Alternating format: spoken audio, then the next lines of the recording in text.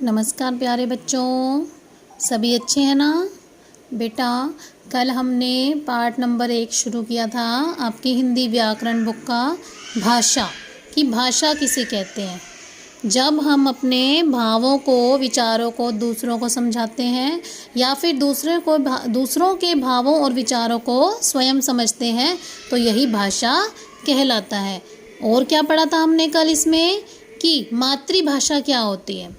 जो भाषा हमारे परिवार में बोली जाती है या जिस भाषा को हमारे माता पिता बोलते हैं और हम सुनते हैं वो हमारी मातृभाषा होती है। ठीक है। फिर रजनी ने कहा दादी हमारी राजभाषा कौन सी है?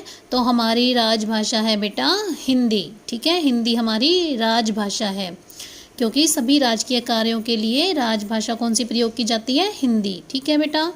फिर हमारे देश में अनेक भाषाएं बोली जाती हैं, तो आज हम पढ़ेंगे आगे कौन कौन सी, जो सभी ये देखो राज्यों के नाम दे रखे हैं और सभी की भाषा का नाम दिया हुआ है कि राजस्थान में हिंदी, हिमाचल प्रदेश में हिंदी, पंजाब में पंजाबी, हरियाणा में हिंदी, दिल्ली में भी हिंदी, जम्मू कश्मीर कश्मीरी, मध्य प्रदेश में हिंदी, बिहार में हिंदी, पश्चिम बंगाल में बंगला, कर्नाटक में कन्नड़, आंध्र प्रदेश में तेलुगु, उत्तर प्रदेश में हिंदी, उड़ीसा में उड़िया, केरल में मलयालम, असम में असमिया, गोवा में हिंदी। ठीक है बेटा, आगे बढ़ते हैं।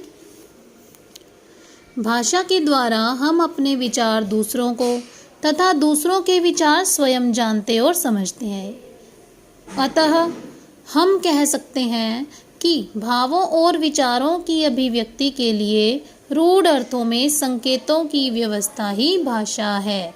ठीक है, तो भाषा क्या है बेटा? हमने यही समझना है कि जब हम दूसरों के भावों और विचारों को समझते हैं और अपने विचारों और भावों को जिस भी साधन द्वारा समझाते हैं वही भाषा कहलाता है। तो किस किस साधन द्वारा हम समझाते हैं दूसरों को या समझते हैं? तो शेखर ने कहा हमने पढ़ा है कि बोलने तथा सुनने की भाषा मौखिक और लिखने की भाषा लिखित होती है। यानी कि दादी ने कहा शाबाश शेखर, आपने ठीक बताया। भाषा के 2 रूप हैं। भाषा के कितने रूप हैं? 2 रूप। तो दादी ने कहा बेटा भाषा के 2 ही रूप हैं। कौन कौन सा? लिखित, दूसरा मौखिक। यानी लिखित कौन सा रूप होता है बेटा?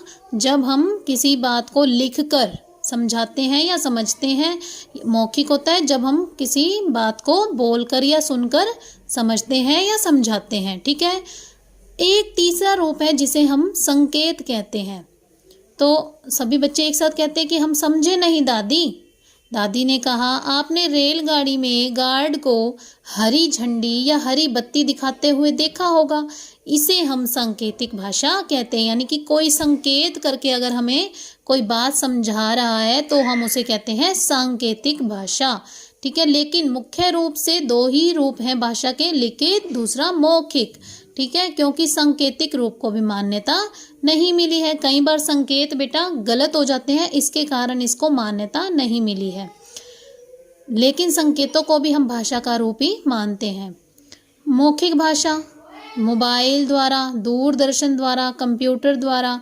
लिखित भाषा किसमें होती है? पुस्तक, पत्रिका, समाचार पत्र, इन सब में लिखा होता है, इसलिए इसे लिखित भाषा का रूप कहा जाता है। मौखिक भाषा मोबाइल द्वारा हम सुनते हैं या बोलते हैं। दूरदर्शन पर भी हम यानी कि टीवी पर हम सामने किसी को बोलते हुए और देखते हुए समझते हैं। कंप्यूटर पर भी इसी प्रकार से। सांकेतिक में हम क्या करते हैं? यातायात पुलिस जब हमें संकेतों के द्वारा समझाती है। और यातायात के नियम हम जब संकेत द्वारा कि अगर रेड लाइट आएगी तो कैसे, येलो लाइट आएगी तो हमें क्या करना है, ग्रीन लाइट आएगी तो हमें क्या करना है, ये सब कुछ हम संकेत के द्वारा समझते हैं। या फिर हमें कोई नमस्ते या अभिवादन यानी नमस्ते कर रहा होता है तो हम समझ जाते हैं कि वो हमारा सम्मान कर रहा है। ये सभी सांकेतिक भाषा में आते हैं। ठीक है बेटा, आज के लिए इतना ही।